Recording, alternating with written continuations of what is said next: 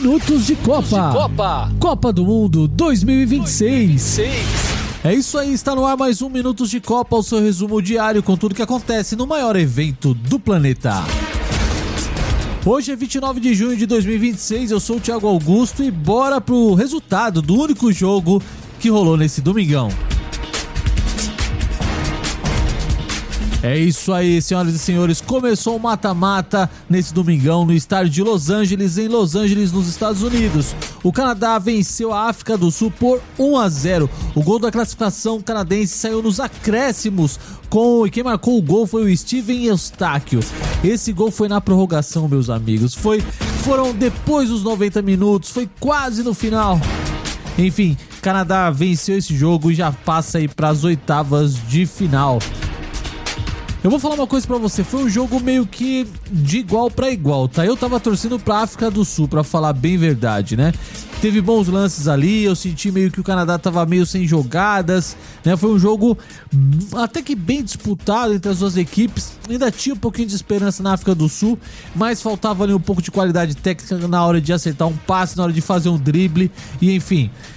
Nessa fase do campeonato, nessa fase da Copa do Mundo, não dá pra vacilar. O Canadá aproveitou a oportunidade e Steven Eustáquio foi lá e fez o gol nos acréscimos, já na prorrogação, né? E aí garantiu a vaga do Canadá para a próxima fase.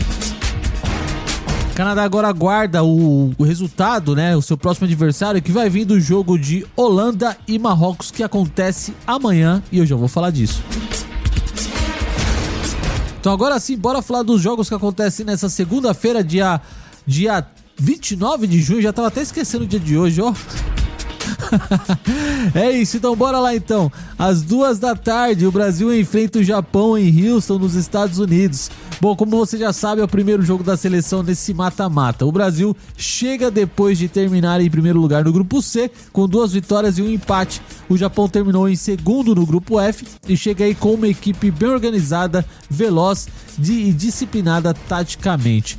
E tá rolando muito burburinho sobre alguns ataques entre os atacantes, vamos dizer assim, entre os jogadores de Brasil e Japão.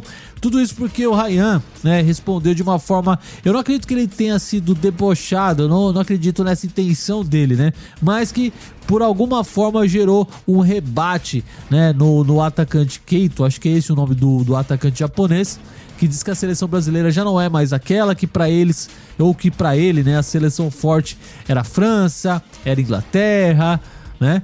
E também diz que Neymar já não é mais o mesmo. Bom, de fato é, né? O Neymar já não é mais o mesmo, mas ainda é o Neymar e eu acredito que pode sim, em algum momento, aproveitando essa, entre aspas, essa fama que ele já não é mais o mesmo, ele pode aí se diferenciar, né? Marcar uma surpresa aí, de repente, marcar um golaço para nossa seleção brasileira. Bom, é isso, 2 horas da tarde é o nosso jogo, então vamos torcer para que o Brasil passe dessa fase e que venham outros adversários e que a gente possa chegar ao nosso Hexa. E você vai fazer o que? Vai trabalhar? Você vai assistir o jogo aonde? E comenta lá no nosso Instagram, @Minutos de Copa. Bom, mais tarde, às 5h30 da tarde, Alemanha e Paraguai se enfrentam em Boston, nos Estados Unidos. A Alemanha chega aí como uma das seleções mais fortes do torneio, depois de liderar o seu grupo. Paraguai avançou em terceiro lugar e tenta surpreender esse jogo aí de eliminatório, ou seja, Paraguai vai com tudo para mandar a Alemanha de volta para casa. E eu vou torcer pro Paraguai. E para fechar a rodada então dessa segunda-feira, às 10 horas da noite, vai ter Holanda e Marrocos, jogam em Monterrey, no México. A Holanda terminou em primeiro lugar no grupo F, Marrocos ficou em segundo lugar no nosso grupo, no grupo C, e chega aí ao mata-mata com essa campanha bem consistente, né? Marrocos se demonstrou um time bem estruturado, com um atacante que fez gol aí em todos os jogos, né? O Saibari, e enfim, depois de vencer a Escócia e a Haiti, Marrocos chega com uma boa confiança para essa próxima fase de mata-mata. E você, vai torcer para quem? Para a Holanda de Memphis Depay ou vai torcer para o Carrasco Marrocos?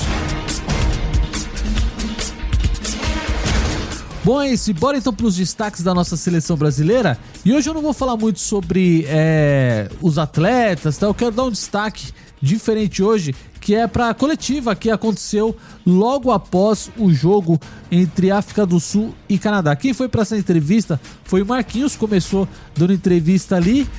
Marquinhos, ele falou sobre, vou trazer um resumo, tá, sobre a coletiva. Ele falou sobre a qualidade da defesa, no cuidado em não tomar gols, né? Ele respondeu uma pergunta onde ele trouxe essa resposta. Falou também da importância de se manter os pés no chão e respeitar muito bem a seleção do Japão, né? Não trazendo aquela questão de rivalidade que tá rolando aí na internet a rodo. Ele sabe que o Japão vem, né, com um time com uma melhor fase, com uma melhor preparação, né, com mais tempo aí dos jogadores, com o mesmo técnico, enfim. Mas, apesar de tudo, ele confia na seleção brasileira. E também Marquinhos falou sobre a confiança no time, né, e o quanto é importante manter a tranquilidade nesse momento de mata-mata.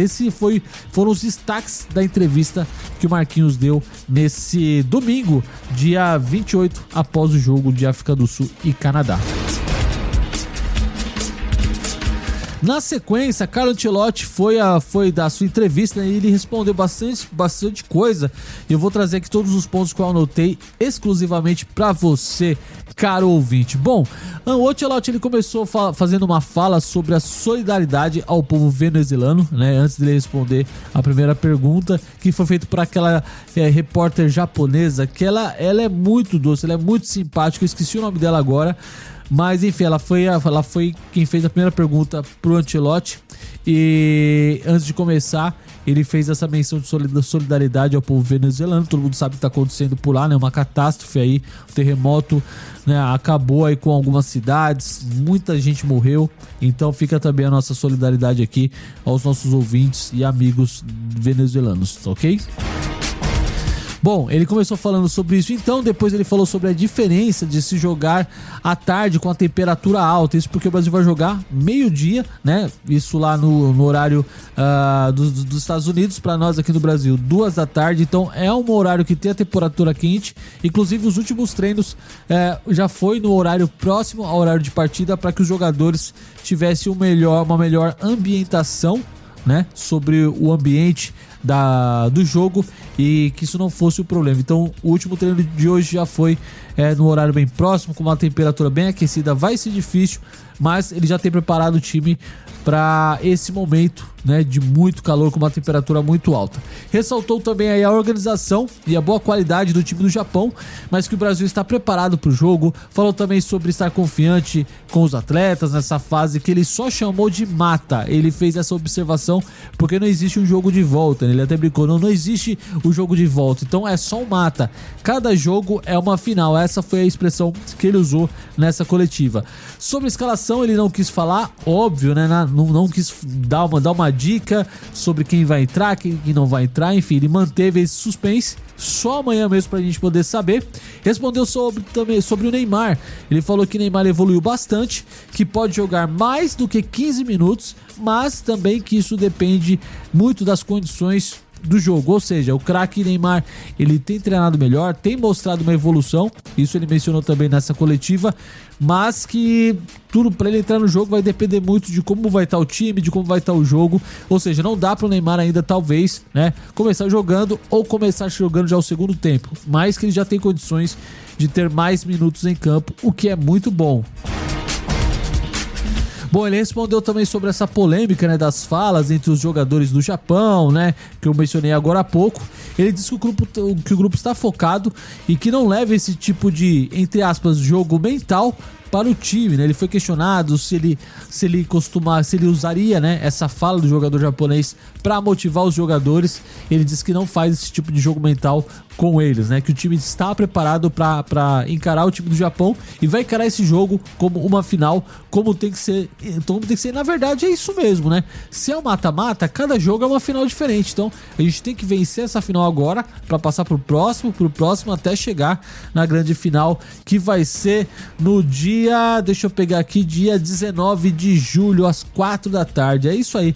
Eu concordo com ele. O que você acha? Acha que também essa fase, né, de 16 avos precisa ser encarada como final? Porque na verdade né? Perdeu, já era, vai embora pra casa. Eu concordo. E você?